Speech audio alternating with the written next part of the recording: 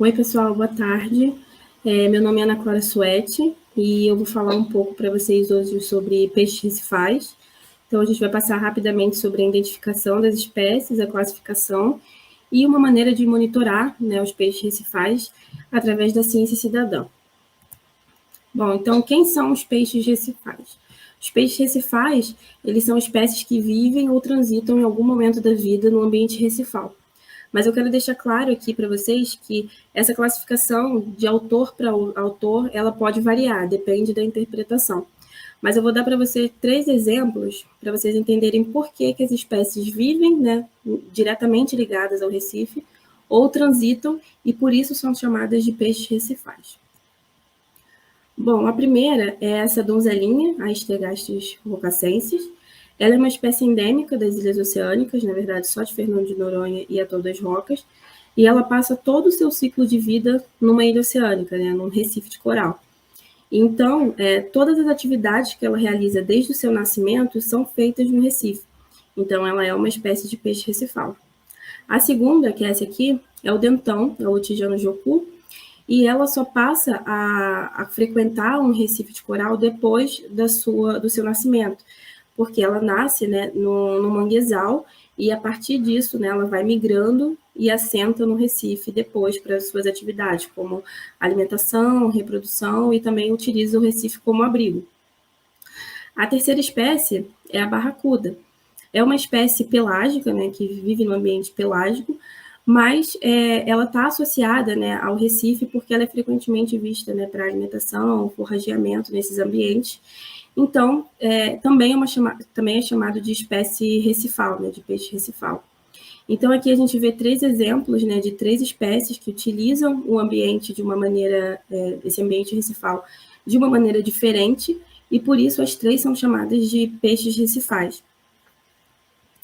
Bom, e esses ambientes, né, aqui na costa brasileira, eles são bem diferentes, né? Então, a gente vai encontrar costões rochosos a partir da costa do Espírito Santo até a costa de Santa Catarina, até o sul de Santa Catarina, né? Que são de origem metamórfica, então são recifes diferentes, que são mais rochosos, né? Compostos mais por pedra e rocha. Tem também as ilhas oceânicas, que são de origem vulcânica, e um ambiente recifal também de origem biogênica, que pode ser o atol, por exemplo, como o Atol das Rocas. Então, são 3 ambientes recifais, né, que a gente encontra aqui no Brasil, onde essas espécies podem viver. E os peixes recifais, né, eles possuem muitas cores, formas e modos de vida variados, e tudo isso vai estar intrinsecamente ligado com a maneira em que eles vivem e utilizam o habitat, e também aonde eles são encontrados. Então, a gente vai ver mais para frente que o ambiente onde o peixe vive é totalmente relacionado com o formato corporal dele, com as cores, com as formas e com a distribuição também dele nesses ambientes, né? Então, eu vou falar um pouquinho das características morfofuncionais dos peixes recifais, porque ela vai ajudar, né, de alguma forma, vocês a identificarem os peixes quando vocês estiverem mergulhando, né? É um curso de formação de guias, então, provavelmente, em algum momento, alguém vai perguntar para vocês o nome de uma espécie, de que família é, se é encontrado só naquele lugar, e aí, através de algumas dicas, né, vocês vão conseguir identificar pelo menos a família, e se vocês não tiverem uma prancheta de identificação próxima, vocês vão conseguir identificar depois. Então, a boca e a alimentação do peixe, ela é uma coisa que está intrinsecamente ligada, né? A posição bucal, né, do peixe, ela é classificada em 4 classificações, né? Que ela pode ser uma boca inferior, uma terminal, a subterminal e a superior. E cada tipo de mandíbula, né, a parte do peixe que a gente vai ver é a mandíbula, a maxila, elas são condizentes com o tipo de alimento que a espécie vai estar consumindo naquele ambiente. Então, como a gente pode ver aqui nesse gráfico, nessa imagem, né? Aqui a gente tem 5 famílias, né, e 5 espécies diferentes, e a gente vê que eles se alimentam no mesmo ambiente de coisas diferentes por conta da posição bucal deles, né, da maxila deles, que é desenvolvida para um tipo de alimentação. Então, os acanturídeos, né, que são os cirurgiões, os peixes borboletas e os peixes anjo, eles são espécies que conseguem morder, porque eles têm um aparato bucal, né, que os dentes deles são projetados mais para frente, então eles conseguem morder os itens alimentares que eles encontram no ambiente. Já os labrídeos e os serranídeos, eles têm umas bocas que a gente chama de boca protátil, né, que eles conseguem projetar um pouco a boca deles e meio que sugar o alimento. Então, são diferentes espécies, né, com diferentes tipos de maxila, que conseguem se alimentar no mesmo ambiente de formas diferentes, de itens alimentares diferentes. Então, a boca deles, né, a boca e a dentição, vai estar relacionada também com os grupos tróficos, que é o que eles comem. E aí, dentro dessa classificação, grande classificação de peixes, né, tem vários tipos de características deles que a gente pode identificar como uma espécie. Então, por exemplo, aqui o acanturídeo ele vai comer muita alga, então ele vai ser um herbívoro. E aí por diante. Então, a gente tem a classificação de grupos tróficos, que são os herbívoros, os carnívoros, onívoros, invertívoros e planctívoros. E todos eles vão estar se alimentando de maneira diferente. Então, aqui só para exemplificar, esse aqui é o Chromis multilineata, lá em Fernando de Noronha. É uma espécie planctívora. Então, a maxila dele, a boca dele, ela não precisa ser tão protátil. Ela pode ser bem reclusa, porque ele só abre e fecha a boca, porque o alimento dele já está disponível na coluna d'água. Então, eles não precisam de muito esforço, né, bucal para isso. Já essa espécie aqui, que é o Sparissoma amplo, é uma espécie que a gente chama de herbívora. Então, ela se alimenta no bentos. Então, ela precisa de um aparato bucal desenvolvido e também uma dentição bem forte para raspar essas alguinhas aqui que estão no fundo, que a gente chama de turf, e se alimentar.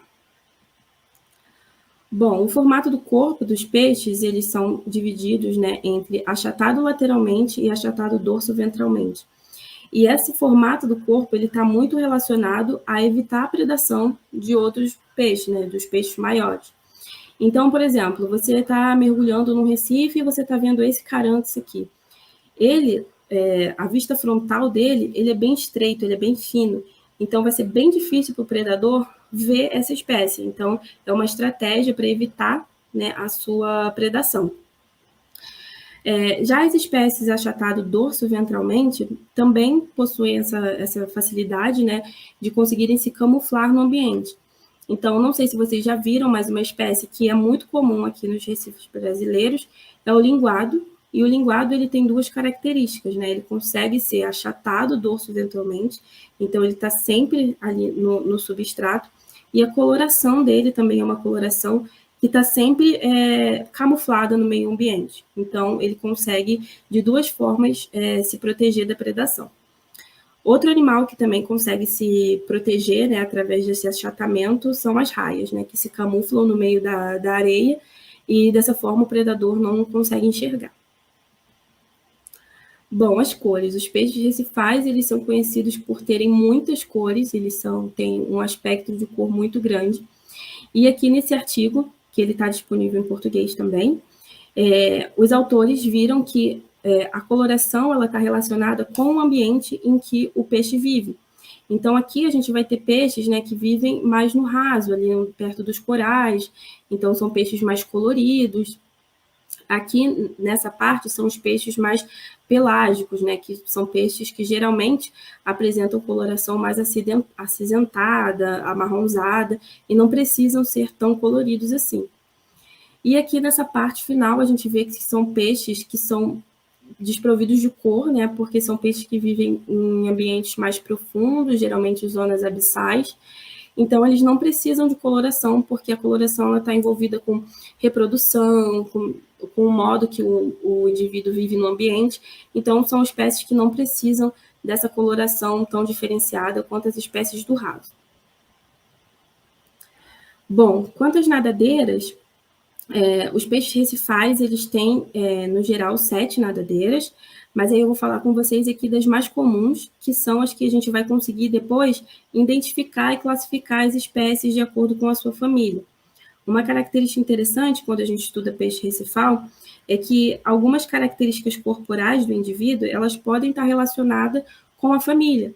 Então, por exemplo, os quetodontídeos, eles vão ter praticamente, quase sempre, o mesmo formato de nadadeira. Então, a gente sempre vai saber, né, o formato de nadadeira e também o corpo deles vai ser sempre muito semelhante, muito igual, os serranídeos também. Então, vocês sempre vão estar sabendo, pelo menos, de qual família a gente está falando, por conta das características morfofuncionais das espécies, né?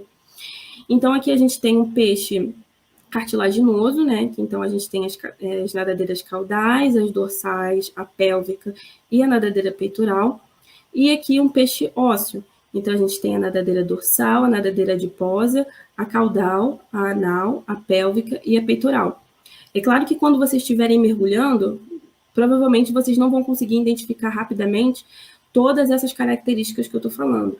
A gente consegue identificar depois, com foto, etc. Então, o importante é sempre focar nas características que vocês vão conseguir identificar esses peixes depois, que a gente fala sempre que é a nadadeira caudal e a dorsal, que elas são geralmente ligadas, né, a uma maior facilidade de identificação de espécies e de família.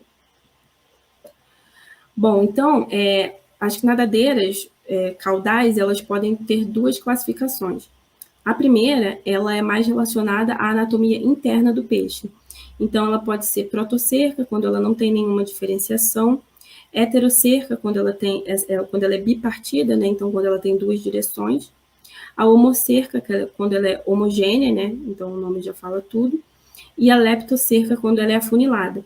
Mas essas 4 classificações aqui, elas estão relacionadas à anatomia interna do peixe. Então, além dessa, também tem uma outra classificação, que é a que a gente vai prestar mais atenção quando a gente tiver que identificar um peixe, que é a classificação do tipo de nadadeira caudal. Então, tem a pontuda, que é essa aqui mais pontudinha, as arredondadas, a truncada, a marginada, a furcada e a lunada. Então, vocês vão ver que cada família, né, tem um tipo diferente de nadadeira, de composição corporal. É claro que existem exceções, né? Numa mesma família você pode achar vários tipos de peixes com diferentes tipos de nadadeira, mas, no geral, é tudo muito padronizado entre as espécies. Outra característica interessante para vocês observarem também quando estiverem praticando, né, as atividades de mergulho e quiserem identificar um peixe recifal, é quanto ao comportamento dos peixes, né? Então, às vezes a gente pode ficar confuso, né, pensando, mas aquela espécie tinha o corpo tal, mas estava solitária. Não, essa espécie geralmente não fica solitária. Então, o comportamento social das espécies de peixes também diz muito sobre a classificação delas, né? Então, geralmente, garupas são bem solitárias, então a gente consegue saber mais ou menos como são o comportamento das garupas por isso. Os indivíduos também podem andar em pares, né? E em pares geralmente está associado a algum tipo de interação ecológica que eles podem estar realizando. E em cardumes, também é muito comum termos peixes andando em cardumes, principalmente os acanturídeos, aqui nos recifes brasileiros. E aí agora eu vou falar um pouco mais dos peixes recifais brasileiros, né, para vocês verem quais são as similaridades e as diferenças daqui para outros lugares do mundo, e também para a gente encontrar facilidade de observação deles aqui. Bom, então, esse artigo aqui do Hudson Pinheiro, ele fez um compilado, né, com muitos pesquisadores e muitos anos de dados, e ele queria ver quais eram as similaridades, né, entre os peixes recifais brasileiros. Então, como vocês podem observar, eles são divididos, né, em grupos, digamos assim, né? Vou falar grupos para ficar mais fácil. Então, aqui no norte tem um grande grupo, aqui tem um grande grupo, aqui tem um grande grupo, e nas ilhas oceânicas é um pouquinho diferente por conta da distância geográfica da costa, né? Então, na ilha oceânica acontece tudo muito diferente. Então, esse gráfico aqui mostra para a gente o quão parecido eles são, dependendo de onde eles vivem. Então, como eu falei no começo, as características morfológicas deles vão moldar muito como eles utilizam o ambiente e também aonde eles vão estar, né, dentro desse gradiente latitudinal. Tudo isso porque algumas espécies possuem capacidade natatória maior, outras menor. Então, tem umas coisas que a gente chama de barreiras biogeográficas, que vão filtrar a ocorrência de uma espécie em determinados locais. Então, por exemplo, aqui a gente tem uma pluma do Amazonas que sai aqui, então só espécies com uma capacidade natatória muito boa, ou seja, com nadadeiras que propiciam uma maior propulsão natatória, conseguem passar para cá. Então, a gente vai ver que ao longo da costa, né, tem essa diferenciação e os peixes recifais, eles se distribuem de maneira onde eles vivem melhor, digamos assim. Então, nesse mesmo artigo que eu mostrei, eles identificaram 733 espécies só para o Brasil. Então, é uma quantidade de espécies muito grande, incluindo espécies endêmicas, né? Então, esse aqui não é uma espécie endêmica, mas no Brasil a gente tem 111 espécies endêmicas, o que equivale a 21%, né, de todo o Atlântico. Então, depois do Caribe, nós somos a província biogeográfica que tem a quantidade de peixe endêmica maior. E aí uma coisa que eu vou chamar a atenção é que dessas 733 espécies, 430 ocorria aqui nesse círculo entre Bahia e Espírito Santo. E por quê? O Banco dos Abrolhos está ali, né? Então, o Banco dos Abrolhos é onde tem a maior concentração de recifes de coral do Brasil, né, de todo o Atlântico. Então, é esperado, né, que várias espécies ocorram ali, já que os recifes de coral, eles são muito dinâmicos e complexos, e eles oferecem aos peixes recifais, né, toda a condição que essas espécies precisam, tanto para abrigo, tanto para alimentação, quanto para reprodução. Então, Abrolhos é uma área super importante para peixes recifais dentro de um contexto geral do Atlântico. Mas, apesar de ser uma área muito importante, não só em Abrolhos, mas no Brasil inteiro, a pesca, né, é uma pressão muito grande em cima de peixes recifais, porque são espécies comercialmente valiosas, né? É bem relatado isso, que são espécies que o consumo delas foi aumentando gradativamente ao longo dos anos. Então, nesse artigo aqui que saiu em 2019, a gente viu que, pelo menos para abrolhos, a gente vê que até espécies com graus de ameaça grandes, né, pela lista de espécies ameaçadas, têm sido pescadas, o que é muito perigoso, porque quando a gente fala de ambientes dinâmicos, né, o recife de coral, ele se sustenta como um ambiente dinâmico quando ele tem todos os seus componentes interligados. Então, ele tem coral, ele tem alga, ele tem peixe, ele tem invertebrado. Então, quando todos esses componentes estão ligados, né, é importante, né, entender que isso é um sistema complexo. Aqui, por exemplo, quase 100 indivíduos, né, de uma amostra, de uma amostragem de 600 indivíduos, são de escalostri espinosos, o budião azul, que é uma espécie muito ameaçada, né, está considerado ameaçado, e é uma espécie muito importante, né, para a regulação do controle de algas no Recife. Então, é importante, né, que mais estudos sejam feitos para a gente entender, né, quais são os efeitos exclusivamente, né, de uma espécie naquele ambiente todo. Então, a gente viu que lá em Abrolhos, por exemplo, 37% de um todo, né, de número de indivíduos, e 6% foram de espécies vulneráveis e ameaçadas. E aqui a gente identificou 57%, né, quase 600 indivíduos pescados que não tem nenhuma classificação, né, do estado de conservação. Mas essa classificação é só porque ela não foi feita, né? Não porque não sejam espécies importantes. Outra coisa que a gente observou lá para Abrolhos foi que várias espécies importantes, né, incluindo o budião azul, como eu falei, e o dentão também, que é uma importante espécie de Recife, elas foram pescadas abaixo do primeiro tamanho de maturação gonodal, ou seja, ela foi pescada antes do seu primeiro ciclo reprodutivo.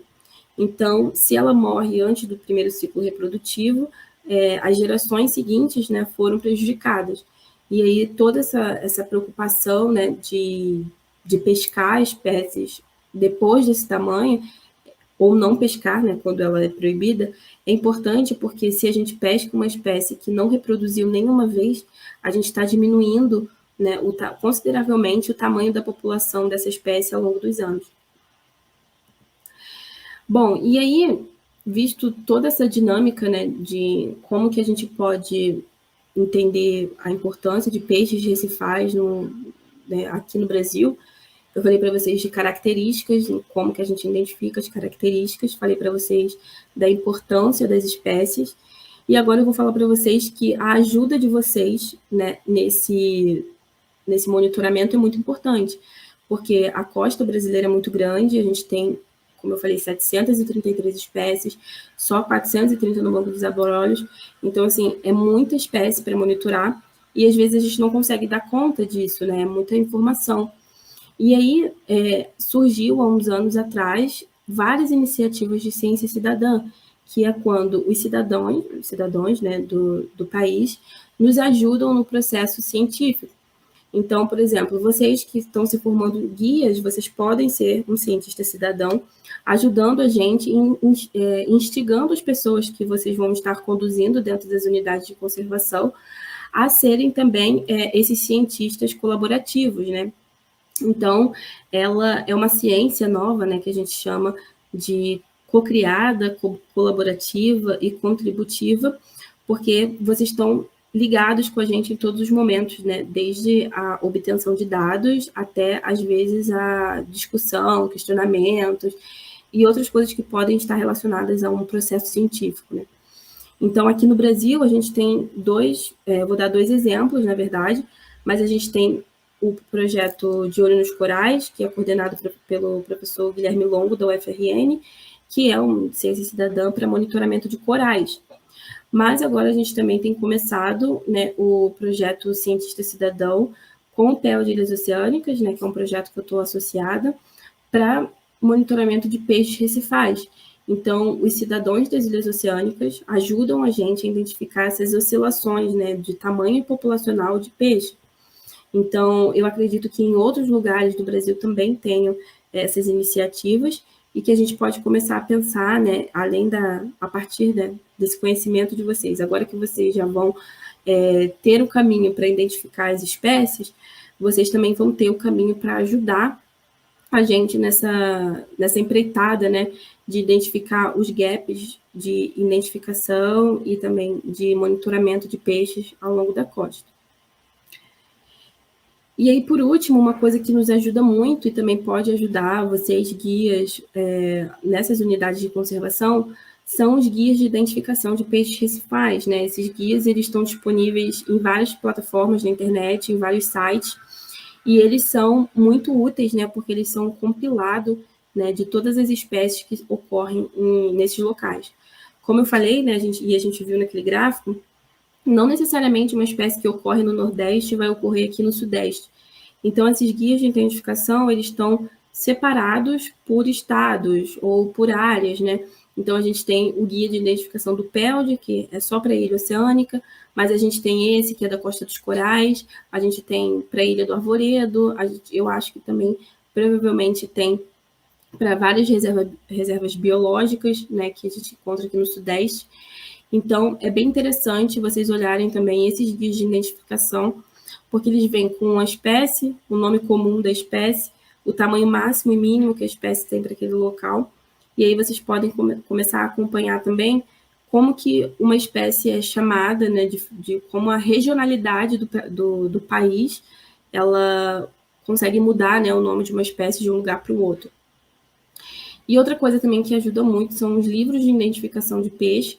Então, aqui tem um livro que eu gosto muito, que é do João Luiz Gasparini, que ele tem um compilado de peixes muito grande, assim, e fala de características individuais dos peixes.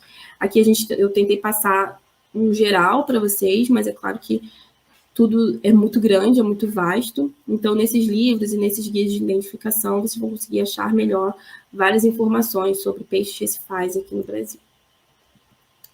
E é isso, gente. Obrigada. É o meu e-mail de contato e aqui um QR Code para o site do PELD, onde vocês vão conseguir também ter acesso às pranchetas de identificação, guias de peixe e muito mais. Obrigada.